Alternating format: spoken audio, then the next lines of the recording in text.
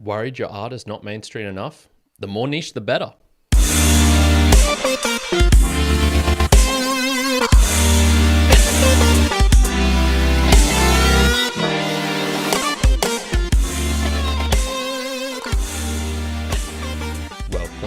Welcome everyone to another episode of the Value for Value show. I'm your host Kyrin, live here on the 1st of the 4th, 2024. Indeed, it is April Fool's, but we're not fooling around today. We're going to be learning from the book The Long Tail by Chris Anderson for today's episode of the Value for Value show. Now, for those who are perhaps joining in new, have never heard of this, the Value for Value is a model that I explain here on this podcast, explaining essentially how digital content creators of whatever form they are, music, text, podcasting, audiobooks, digital art, whatever you do that is digital and online. I explain how you can connect directly with your audience rather than through the external means of perhaps using social media or trying to do it through a PayPal or Patreon or something like that. And how you can also understand that value is not just in the monetary form, but also very subjective, and we can use multiple different ways of connecting value. Now, The Long Tail by Chris Anderson, it's a book review I've done actually on the Mere Mortals book reviews, and my essential argument for today's episode is that the podcasting medium, and probably most of the other things I was talking about just then, is a long tail, and value for value best serves this long tail, which is the 99%.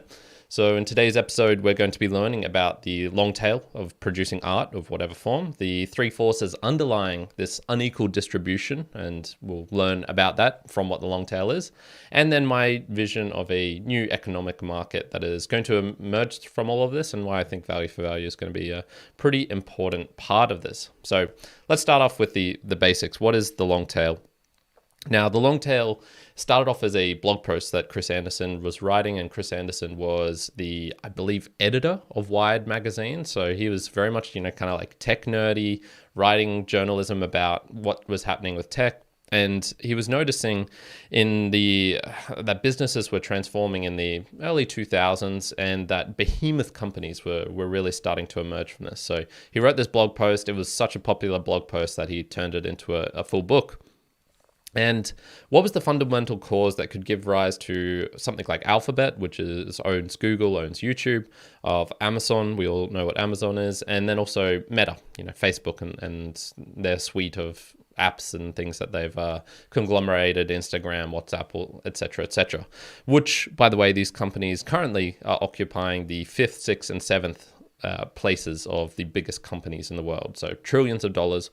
Where did all of this come from? What was the underlying forces from this? Well, in my words, technology allows for economic efficiencies, and that gives us access to a greater range of products. And the most obvious in this case is the transformation of atoms into bits, i.e. physical things that we have. So music used to be a very physical thing. You'd either have to go to an orchestra, an opera, something like that to hear it, or then it turned into, CDs, and you'd buy the CD, and then it was this kind of like in between where you would have this physical thing, but it could be heard through a more digital medium, I suppose, through your speakers and stuff. And now music just exists in this ephemeral cloud somewhere, and I go onto my phone and I use YouTube Music, or I use Spotify, or I use Pandora, or whatever streaming service, or YouTube directly. So we see, okay, there's been a really big transformation, and in that transformation, a lot of value has been created, and it also allows a lot more opportunities for things that were too costly to then be created. And as I said, most of this is really obvious with the rapid rise of these companies, but we could have also seen it in the past where it's not just atoms into bits, but it was also through efficiencies of storage, of supply chain logistics, where the supermarket, for example, is another great example, where previously in your little corner shop store, you could only get perhaps one brand of toothpaste, maybe two. Whereas if you go now, there's like 15. There's so many different options you can choose from. And so this is the fundamental thing that the long tail is, where it's saying there's a very long range of products, of creations, which are available or could be available, but there's a kind of like artificial cap. And so this is where you see in this long tail, where it's essentially a graph, x-axis will be of some metric. The y-axis will be of some metric. The x-axis will be of the amount of things. And it's a really boring graph because essentially it just hugs the y and then hugs the x. So it forms this kind of reverse L shape. And this is where we see, okay, with technology, with changes, we can actually open up a lot of new products. But I won't just give you my words for it. We're going to read from the book, or Cole will read from the book, of Chris Anderson giving us an idea in his own words what the long tail is as well. The theory of the long tail can be boiled down to this. Our culture and economy are increasingly shifting away from a focus on a relatively small number of hits, mainstream products and markets, at the head of the demand curve, and moving toward a huge number of niches in the tail. In an era without the constraints of physical shelf space and other bottlenecks of distribution, narrowly targeted goods and services can be as economically attractive as mainstream fare. But that's not enough. Demand must follow this new supply. Otherwise, the tail will wither, because the tail is measured not just in available variety, but in the people who gravitate towards it. The true shape of demand is revealed only when consumers are offered infinite choice. It is the aggregate sales, use, or other participation of all those people in the newly available niches that turns the massive expansion of choice into an economic and cultural force. The long tail starts with 1 million niches, but it isn't meaningful until those niches are populated with people who want them. Yeah. So it's funny. So I actually stole this image from page 19 of the book and extended it. So if you're looking at your screen now, you'll see right at the bottom, it's got on the y-axis downloads, x-axis podcast rank, and you'll see it goes from, I've got up to 70,000 podcasts on the bottom, and then downloads, it's getting into like the hundreds of thousands, 130,000 on the y-axis. And it's, once, as I said, it's a really boring graph, and this shows what it kind of actually looks like. Because I actually extended this graph from the book because it wasn't a good representation, and it still actually isn't a good representation. It actually needs to be 40 times longer on the x-axis and 40 times longer on the y, because this is where there's probably about 4 million podcasts out there. And the bigger shows, they're getting up into the tens of millions of plays, not into the hundreds of thousands. And this is where we have things for like the Joe Rogans to capture those ones. But there's only going to be 50 of him, and he is well truly above the next person who is below him. And so you get this really unequal distribution, and this is just what happens. There's no kind of like rhyme nor reason for it. Popularity makes, it's kind of like those celebrities who are famous for being famous, that sort of thing. And so we should now go, okay, this doesn't only just apply to podcasts, but it applies to music, audiobooks, ebooks, digital art. This graph was actually created to show the downloads for this thing called Rhapsody. And there's a big, long, complicated thing related to Napster and Rhapsody. If you've never heard of it before, just imagine the first service, or one of the first services that allowed streaming of MP3s on the internet, and you kind of get what they did. So this long tail occurs in many, many different places, and essentially a lot of people want to create things. Only a few are able to really get recognized. Only a few get massive fame and associated wealth with that. But there's a lot of people who are still creating things, and they're not really getting served. And this is where we're going to jump into this next section here, which is talking about the three forces. So these are the three forces that allow the long tail to, I guess, be monetized in a way, to get more exposure. And the three forces are the democratizing the tools of production, democratizing the tools of distribution, and connecting supply and demand. So what do these actually mean? Well, the first is easy to understand for all digital things that I listed above. So, and I actually even did a podcast on this recently called Podcast Tools, which was just explaining, if you want to start a podcast, you really don't need much. You need a microphone is one thing, perhaps some headphones, you can even get away without them, and some sort of computer or device to capture that audio on. That's all you need in terms of the hardware. And then software wise and services wise, distribution wise, There's podcast hosts out there which will let you do it for free even, and all the others are extremely cost effective. Like they don't cost much at all. So it's very, very easy to put a podcast out there. And I think the same things are happening for music. It's much easier to buy equipment, to be able to use software to create things. I always use this example, but one of the more famous Australian music artists, DJs, whatever you want to call him, called Flume, he started off with a small DJ thing that you get from a Kellogg's Nutri-Grain packet, and that's just a cereal that we have here in Australia.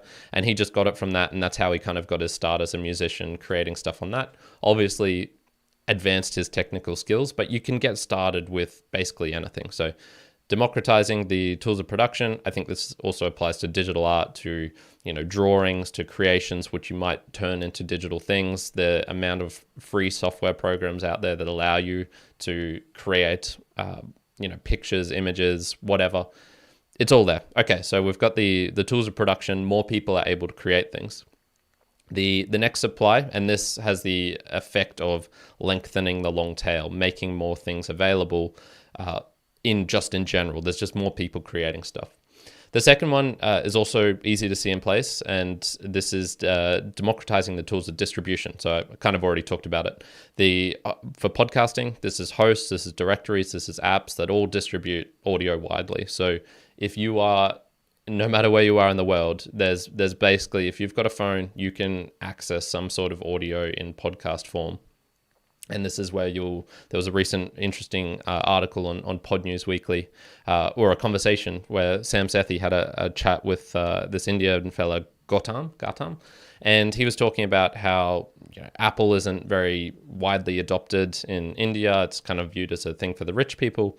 And so most people use various different phones, and there's just specialized apps, that are directly for those people with these phones, which are kind of like smartphones, but not really smartphones, but they can still get audio because it's just the distribution mechanisms are out there. And these same things apply for music through Spotify, YouTube Music, Bandcamp, which is the distributor of all of these.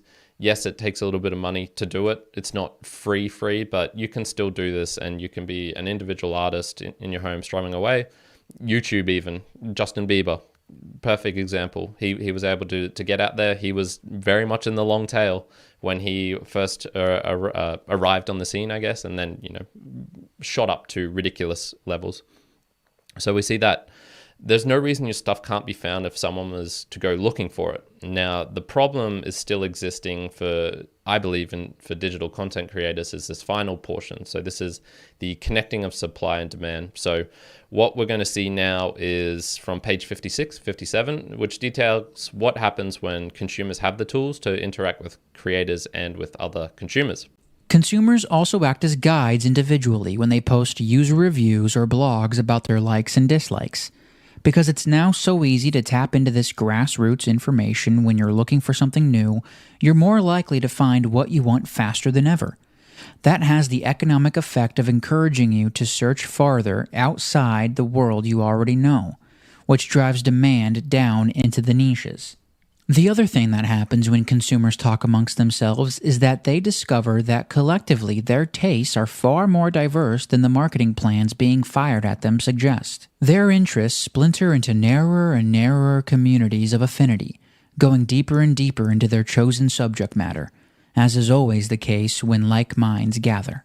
Encouraged by the company, virtual or not, they explore the unknown together, venturing farther from the beaten path. The explosion of these technologies that connect consumers is what drives demand from the head to the tail.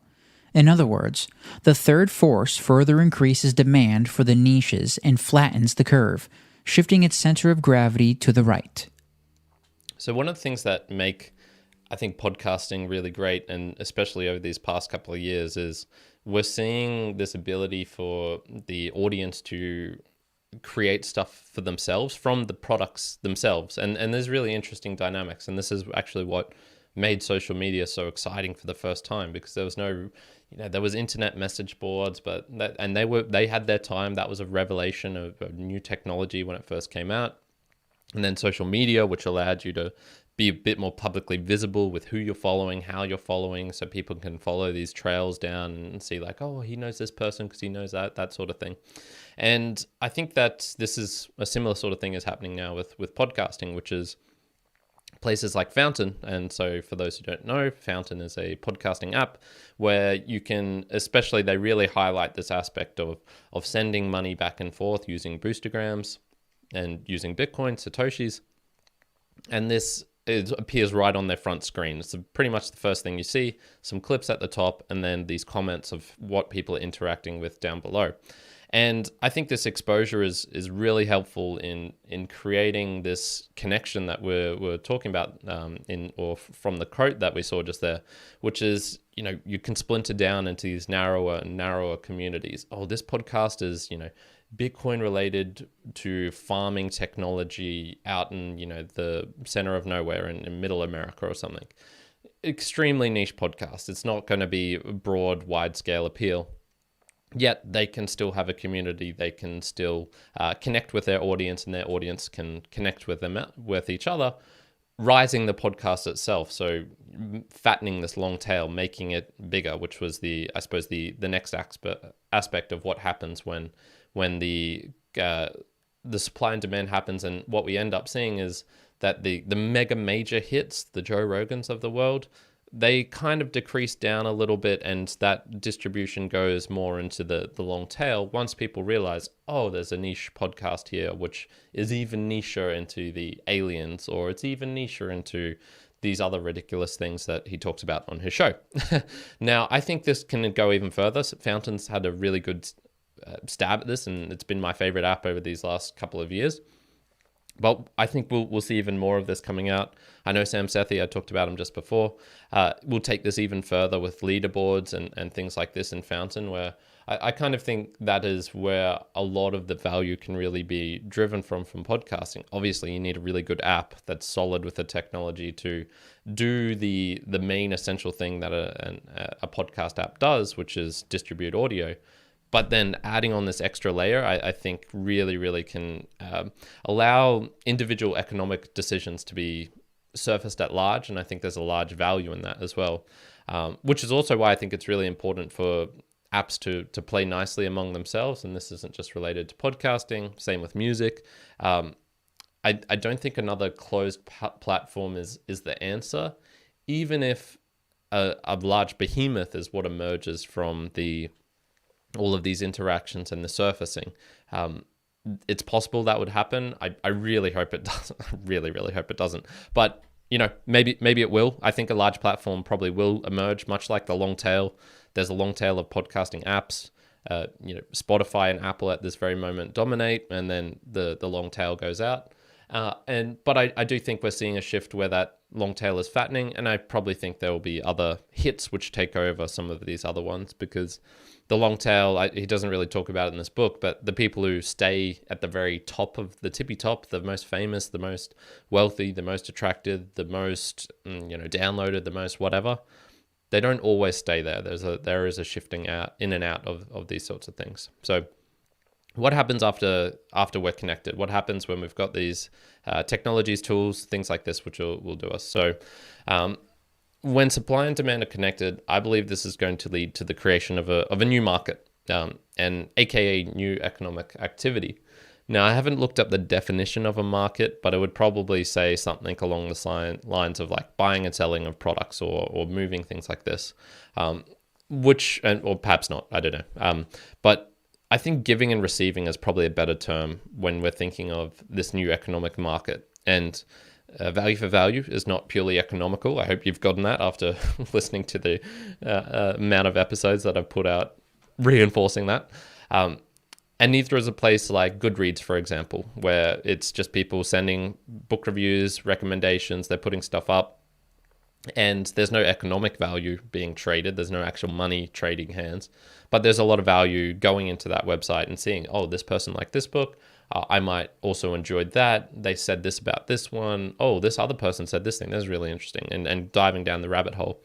And I think artists aka the supply, will create valuable things for the fans, demand to consume. That's how I just envision this new economic market that is coming up.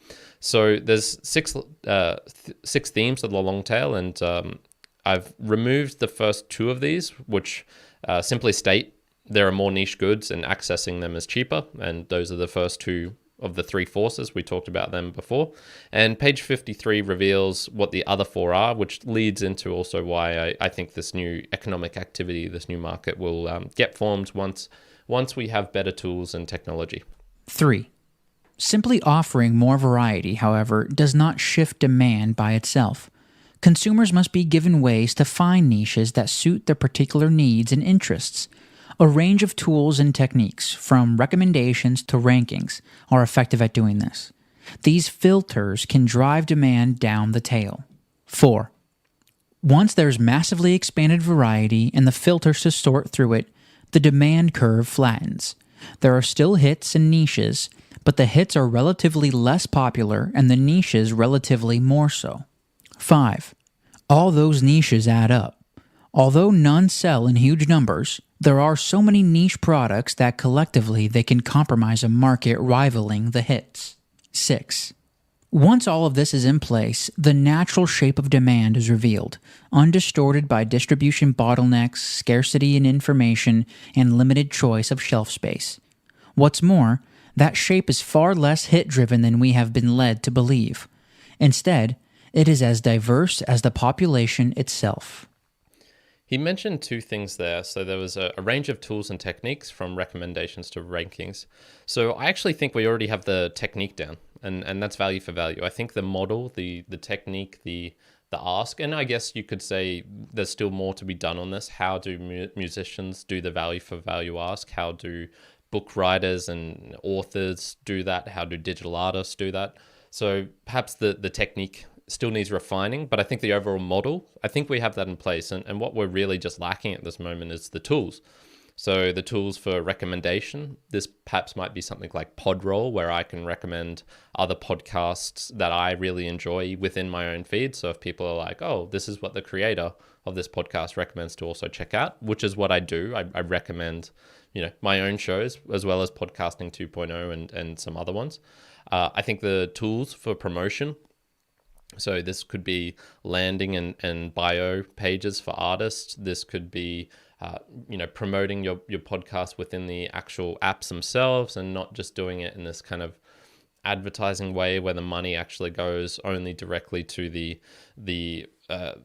page itself. So this would be, places like Amazon, Facebook, Instagram, and you could even apply it to the podcasting apps themselves, where a bunch of them, Overcast, I think Podcast Guru, places like this, Fountain had a really good write-up of what was happening with all of them, and you get your CPMs and stuff, but I think the direction, giving that directly to your audience, i.e., hey, I really think you'd enjoy this podcast, and I'm willing to put some money up that you would do this, and Fountain has a really good feature that does this, and I know True Fans also is doing a similar thing. So I think that tools would be great. Tools for broadcasting your activity. So this being a person on the actual platform and using activity streams to being like, okay, this is exactly everything that what you're doing. And once again, I'll talk about True Fans here, and I'll talk a little bit about why I've mentioned True Fans so many times in this episode. This is all the nerdy technical stuff that takes a while to figure out. And so these tools that are coming out, that they do take time, and the long tail, I think it's a really great imagination of a curve, seeing this graph and going, okay, this is actually what is happening within the digital content creation scene, and this is serving some people really well, but it's not serving a lot of people at all. And I've even got some stats and examples to back up this claim of mine. So let's jump to there now. So on your screen now, you'll see it's very simple stats. I took this from one of my hosts, Buzzsprout, or my ex-host. I've actually moved over onto Podhome. And it says episode downloads for the first 7 days. And this is just of all the podcasts, I believe, in their kind of hosting catalog, which is hundreds of thousands. They've got a lot. So the top 1% of podcasts, they get about 5,000 downloads. Top 5% is just above 1,000. Top 10% is 480. Top 25% will be 119. And top 50%, they get 31 downloads in the first 7 days. So the question that I have of this is, and we're really diving down into podcasting here. Before the long tail is exposed, there is a cutoff point, usually financially, and that's what we saw in all of these previous graphs. And this cutoff point used to be the record store can only hold so many records. The supermarket can only hold so many spaces for toothpaste. The the CD store, the distribution, all the bookstore can only hold so many books, all of these sorts of things. But then when the digital age came around, we see, okay, they can hold so much more. So my question is, how many podcasts break the dynamic ad insertion barrier? So that's one kind of financial cutoff point, and we're just looking at finances here. How many the sponsorship and ad barrier just at all? How many break the financial barrier at all? And so there's a couple of articles which I'm going to be referencing here. And the first of these was, I've given you the stats there. And so the top 1% of podcasters are 5,000 per episode. And there was an article by Castos, which says, how much money can podcasters make? And if you jump down to the section where it says, how much money do average podcasts make? They've got a couple of assumptions there related to ads, how many people would contribute and things like this. And they say if you have 5,000 downloads per episode, you'll start to land sponsorships. You'll be able to charge about $20 CPM for ads. And so this is kind of their little break-off point in terms of pretty much having like dynamic ad insertion and be able to put ads into your show that are just injected. The sponsors, the advertisers, they need that. So this is the top 1% of podcasts that they'll be about to start, putting some ads into their shows like that, where it's this kind of impersonal or at bulk, just bam, bam, bam, bam, chucking them in. We then go on to another article over here, which was from transistor.fn, which says make money podcasting. And if you jump down to the bottom here, they would talk about how to get advertisers for a podcast with low downloads. And they was just saying, if you find your sponsors, you can do this. Our podcast gets about 2,600 downloads per episode. We're able to attract advertisers organically because we serve a very specific niche. And so they were essentially saying, if you're in the low thousands, you can still make some money through advertising. It's probably not going to be this bulk dynamic ad insertion, but you could probably do it through host read ads and through, a sponsorship of, this company is sponsoring us. How about the just breaking the financial barrier at all? And so the other things that they had in here were, affiliate sales. You could create a course. You could also use Patreon support, and so have this direct contribution back. And jumping back over to the Castos article again, they were assuming like, if maybe 1% of your audience or 2% of your audience are going to contribute directly, then you can make some money from that. Well, if you've only got 30 listeners, which is what 50% of podcasts do, that's like 0.9 people. You're not breaking the barrier. So there are, I think, I think this lines up with the long tail, which is 1% of podcasts are able to get these deals, I guess, and make money from that. Then we jump into, I guess, the top 5%, maybe being able to make some money just through sponsorships and ads. And then the top 50%, they might be able to make a little bit of money, but the bottom 50%, they're not even direct support contribution from their audience. They're not going to be able to do this. And so I'm arguing, I guess, in this episode that the 1 to 50% range are just not getting served adequately, monetarily speaking, and that the 50 to 100% range are not served in the non-monetary form as well. So I was talking about value and monetary stuff, but I think there's this lack of ability within podcasting apps, within music apps, within ebook readers and things like this, to receive an in-app message was frustrating, for example, in podcasting. Now we have it. We've solved that one, and it solved a dilemma, for example, for myself. The same with receiving a payment. boom, Dunskies. It happens in the app now. And I think that's a revelation. I think that's an amazing thing that's happened because every barrier that is up. So yes, we have Patreon, but if you're only getting 30 listeners an episode and trying to convince them to join up onto a new platform, add in all of their, credit card details and things like this, when they're, you're just adding extra barrier after barrier to do that. And so I think the current lack of ability to comment on an episode, for example, will eventually get solved. And this is the mythical cross-app comments, which may or may not happen one day. I think they will. So not only these audience to creator connections are required, but I think also the creator to creator and audience to audience as well. All of these things that we were talking about of connecting supply and demand. I believe this stuff is happening. I think personally it's going to happen with a monetary aspect to it as well. So you can support your favorite musician, your artist, your digital content creator within the app itself, and they don't have to rely on these other methods. And I just think this is a fantastic way of the long tail being able to get served in that new market, this new economic activity, because at the moment, then I don't think they're getting served. That 1 to 50% range, I think they're still struggling a lot, and being able to do this directly within, from peer to peer, within the application, whatever application you're using to do that, I think is a fantastic way of doing that.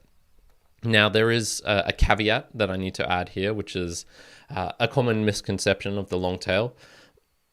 Just because there is a lot of people creating things, it doesn't mean that those things are worthy of getting value back. So there's a lot of trash in the long tail. There's a lot of trash in the niches. There's a lot of trash in that bottom 50%, probably even in that top 1 to 50%. There's a lot of crap in there, which just probably does not deserve getting value. So just because it's created doesn't mean it deserves value back. Which I think, once again, fits into very nicely into this economic model that I'm creating in my head, which is, the value for value model.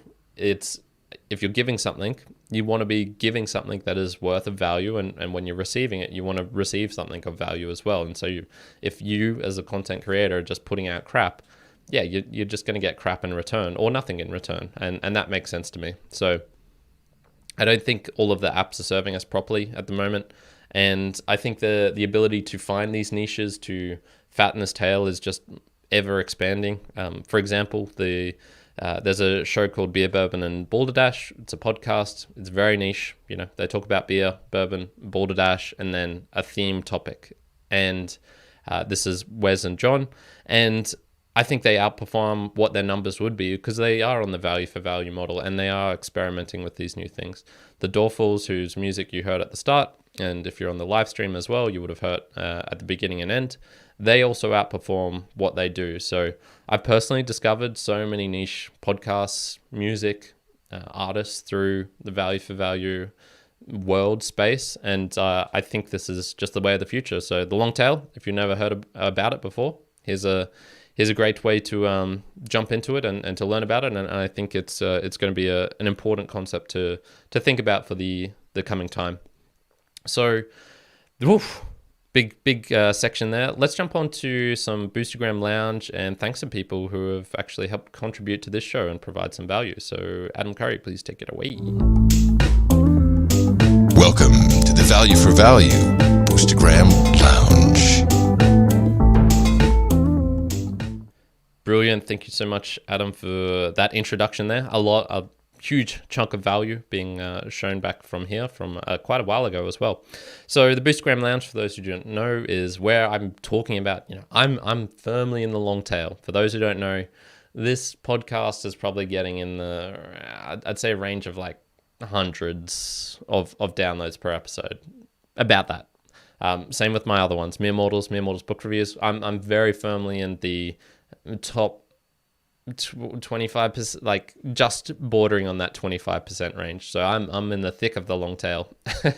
And this is where I I don't have the option. I wouldn't have done it anyway. I don't like advertising, but even if I had the option to, I wouldn't want to. But I don't have the option of doing dynamic ad insertions because I'm just not large enough. But that doesn't matter because I've found my niche. I've found the people who want to contribute back to me, and they stepped up this week bigly.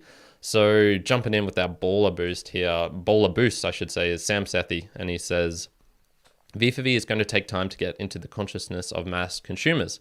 Pocket FM just raised 130 million at a valuation of 750 million for a pay-as-you-go model like V4V. I believe it was last week or the week before I was talking about how the pay what you want is very equivalent to value for value. It is big wins like this that raise consumer awareness of alternative models. Stick with it. And that was 50,000 sats sent using TrueFans. Baller. Equivalent wise, that's like $55 Australian. And not only is he content with that, he says another one. TrueFans has multiple models to help monetize creators, streams, app boost, but also support. In the admin dashboard, creators can also lock their minimum value so fans cannot pay less but can pay more. We have Recoup, Negative Sats, VTS, and that stands for Value Time Splits, and a new advertising model where users are paid to listen to adverts. The future is here. It's just unevenly distributed, just like the long tail. Another 50,000 sats sent using TrueFans. My God. Thank you, Sam. And the reason I've been talking about Sam so much is he gets it. He really gets it. And books like this, I'm sure, have influenced his thinking a lot. And we can see some results here. We have Jeanpaul, and he just says thanks. He sent 10 sats, sent using TrueFans. And then another one, great V4V stuff, another 10 sats using TrueFans. I have no idea how he found me. I believe it was because I was just playing around on the platform, adding people, boosting, putting activity there. And that sort of activity is the thing that can drive people to your niche, to find it out. So once again, a little example of that very minor, very small economic activity, but it is happening there. We see Dave Jones also coming in. He says, great topic to cover, 2,112 cents. Sent using TrueFans. Damn, a lot of people are starting to catch on, people. Interesting. We have McIntosh here, and he says, love the thoughts. It's been a journey for me over the last 2+ years. More frustrating than exciting, really, but we press on. I feel you, McIntosh. And that was 2,100 sats sent using Fountain, one of his favorite numbers with his show Satoshi's Plebs. He's changed name a couple of times, had to think about that. And so that is a Bitcoin podcast and very informational if you are interested in that and want to know more than I can provide on this podcast for sure. And yeah, he does the value for value model. He's been doing it exclusively for, as he said, 2+ years. And it is a struggle at times, but we press on, and we're at these early stages where it's not easy. It's not easy, but this is where the fun stuff is and where the exciting stuff is really happening. And then we have finally Chad F coming in. He said, just realized I didn't boost this episode. And he sent that at today, 12:30 a.m., 3,333 sats sent using Fountain as well. And then he also had the shocker emoji face. And I did see him live in the chat as well. So thank you for joining live chat. I really, really do appreciate that. It's so much fun when I have some people to interact with and who I know are tuning in as well. So let's jump on to, I suppose, the latest developments. I want to try and keep this show snappy-ish. I do like to talk, but we'll keep it snappy-ish. And so what are some of the latest developments? Well, one of the really cool ones actually coming out, once again, talking about TrueFans, is this technology getting better and easier. So I've been saying it's a bit of a grind still, you still got to work on it. Things aren't, I was talking about the things which will come. Well, the future is here. So big shout out for Sam Sethi at TrueFans for getting the Google and Apple Pay ability to acquire sats. When I first got some Satoshis on the Lightning Network and started boosting podcasters, it was painful. Holy damn, it was hard. And if you're coming in absolutely fresh, the concept of it, I can still see being hard, but you don't have to deal with the technical things right now. If you go to TrueFans, if you download the app, it's a progressive web app, so it'll work ever, or you just go to the website. If you get an Alby account and then you click the button, top up wallet, it's a one-click thing, connects to Stripe. I don't know how it works, or Google or Apple Pay, and you can acquire sats easily. And a bunch of people did it this week because Sam said he had it, and man, it was quick and easy. So it still requires a lot of steps, I guess, but Sam himself, he referenced the long tail in last week's Pod News Weekly, so I know he reads these books, and I assume he keeps getting value from these podcasts because he keeps boosting in big. And this is just a quick ask from me here. If you have books like, I'll list off all the ones I've done here so far. So we have The Inevitable by Kevin Kelly. We have The Long Tail by Chris Anderson. We had Free by Chris Anderson as well. We had Book Wars by John B. Thompson. I know I've also read the Second Curve by Charles Handy, which Sam recommended to me. I've got a couple more different books coming up, and I'm probably going to go back to some for some extra concepts in this season 4. But if you have recommendations to send through of a book that you think relates to how technology is trending and that you think some value for value concepts are within that book, please let me know. Send that to me. I would love to read that. So let's jump on to this section here, my Why Bitcoin section. A lot of what makes the long tail interesting is that it exposes abundance that was previously capped. So these caps that you would say they were kind of artificial in a sense, or like there was a physical reason for them. You know, a store can only hold so many records and things like that. And for a lot of things in the human world, this has mostly positive consequences. So abundant energy, for example, when it exposes this abundance that was capped, it's good. It's, you know, the most wealthy societies, the ones which have the highest standards of living, the highest, you know, happiness rates and all the good things that humans enjoy in the world, they're the ones with the most energy. And there are some trade-offs. For example, we have more waste in some of the developed countries in terms of raw volume. In terms of the actual efficiency, it's way better here. And a book that highlights this is More from Less, actually, how growth is not actually always gained by consuming more, but by essentially recycling and finding efficiencies. So what is interesting, I think, and worth contrasting with Bitcoin, with what we're thinking about the long tail here with this, you might go, okay, well, artificial scarcity is silly because we just learned from the long tail. It's better to have, you know, abundance and be able to access this abundance. And so there's a couple of 3 things that I had from this. One of my life philosophies is paradox is part of life. So we want abundant MP3 music. We still desire that thing. And we also still desire the very hard to get expensive Lamborghinis. So we can want things that are abundant and we can want things that are non-abundant at the same time. It's not just about supply and demand. There are some other factors that come into it. The long tail isn't a zero-sum game. So there is still going to be room for the hits. This is the Joe Rogans, this is the Taylor Swifts, this is the J.K. Rowlings of the world.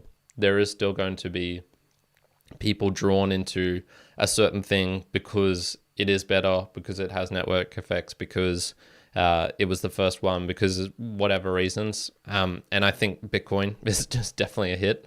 There is a long tail of cryptocurrencies, and they're, you know, interesting to dive into. I believe the economic market works things out. And so if you want to go play with some of them, that's awesome. But it's also worth recognizing, okay, there is a hit, and the hits are the cultural phenomenon and the things that have value. Not that these others don't have value, but it certainly has greater value. And Sam was mentioning in his message that there was this company which had, what was it called? It was called ding, ding, ding, ding, Pocket FM. And they were essentially using like Fairground tokens within their app without any real value attached to it. And I think there is a good argument to be said for, especially if you're trying to create a living from these things, it's nice to be able to bring some of that value out of the system rather than just all of it staying within the Pocket FM app. But, you know, who knows? We'll see. We'll see what happens. They're earning a lot of, you know, raising a lot of money to do things like that. Interesting. The last point I just had here was curves are a funny thing, and money doesn't work well when more of it is made exponentially, which contributes to things like inflation. It's not the only reason, but if everything is getting more efficient over time, why wouldn't it get cheaper over time as well?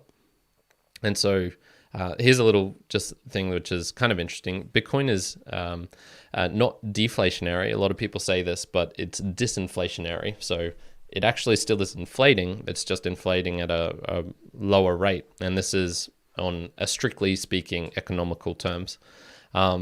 And part of this way of this works is through the halving, which is occurring on the April 20th, so in 19 days' time, which will be very exciting, very interesting. And yeah, this is part of the reason why a lot of people are using it within these podcast apps, within these music apps that are coming out. And I think more people are just going to get more and more into it because it's the best of the bunch so far. So interesting little why Bitcoin section there. Value for value. How can you help support this show? Time, talent, and treasure is what I like to talk about, and which is the kind of recognized standard of way of framing things. So time, you can share this episode with a digital content creator. I would really appreciate that. I think they're the ones who need to hear about this first so that they can let their audience know, hey, this is what value for value is and this is how it works. You can also join me live as well. That's really fun. And I did see Sam streaming in some sats from true fans as well. So you can do this via a lot of different podcasting apps. I also go live on YouTube just for the visual aspect to be able to show that. But I really do appreciate the sats coming in, which gets split up with my 3 collaborators as well, who help provide voice acting, who help provide digital, art, the GIFs that Sven was making, as well as music right at the start and pre and post live stream. So really appreciate when you send in those sats, because a lot of that is going to other people who help create the show as well. Talent, anything I can do to make this show better. What annoys you? Do you like the time format? I don't create chapter episode art for this. If you wanted to do that, I would very much appreciate that, and I would be willing to put you in on a split as well.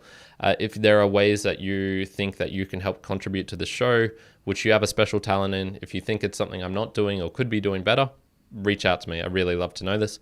We already had that last time by, was it the Tone Wrecker, I think, who was talking about wanting to do some end of show creations for me, and I said, yep, I'd love to do that. We'll do that in season 5. So all those sorts of things. Book recommendations, I already asked for that as well.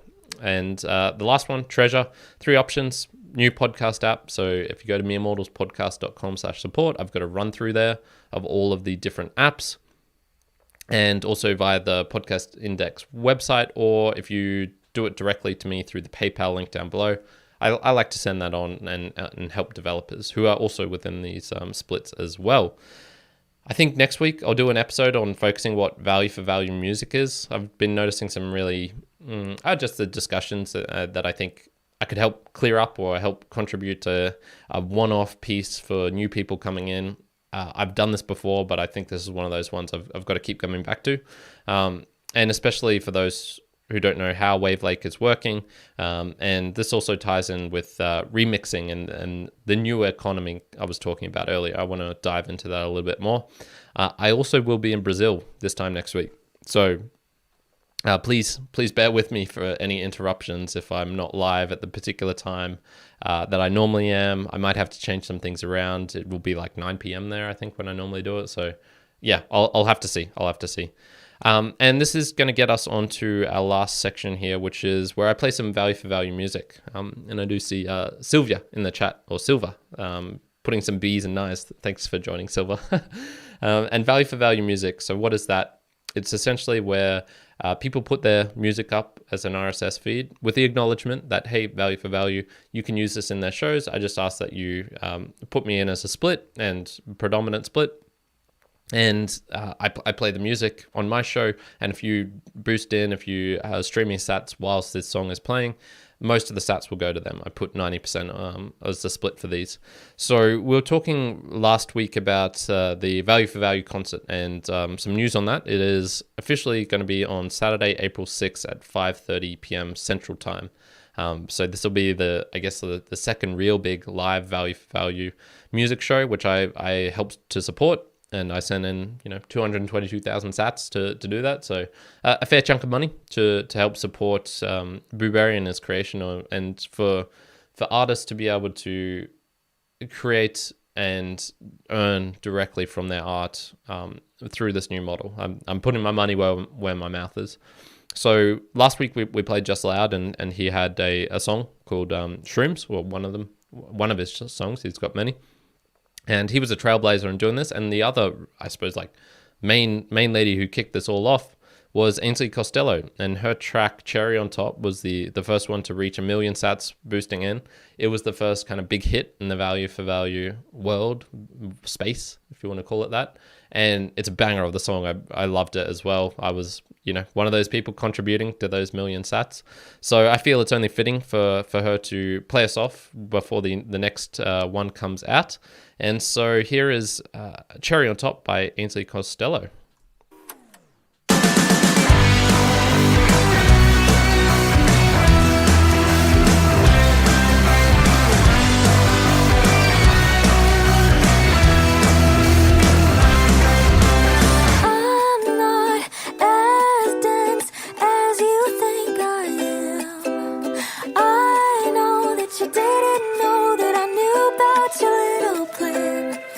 But you had to go and tell everyone about my attention that you hadn't won. But I bet you're wondering why a cute little knife doesn't hurt my back like you thought it would.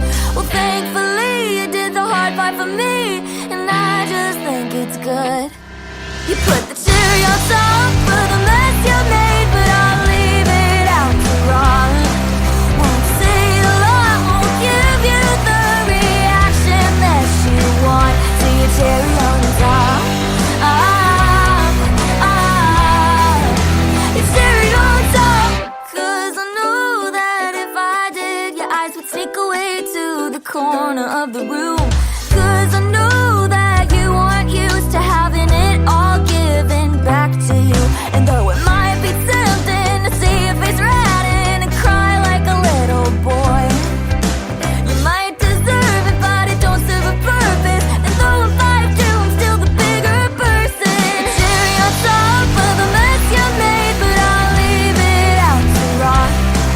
Won't say a lot, won't give you the reaction that you want. See your cherry on top.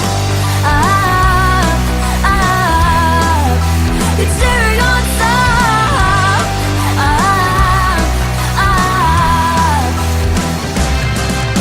Well, honey, I hope you know that I wish you well. Or maybe I don't, but you know that I never tell. 'Cause either way, you can't say you didn't handle it with grace. 'Cause at the end of the day, I'm not the one who put the cherry on top of the mess you made, but I'll leave it out to rot. Won't say a lot, won't give you the reaction that you want. You put the cherry on top of the mess you made, but I'll leave it out to rot. Won't say a lot, won't give you the reaction that you want. See the cherry on top. It's cherry on top. It's cherry on top. Wow, such a tune. Such a great tune.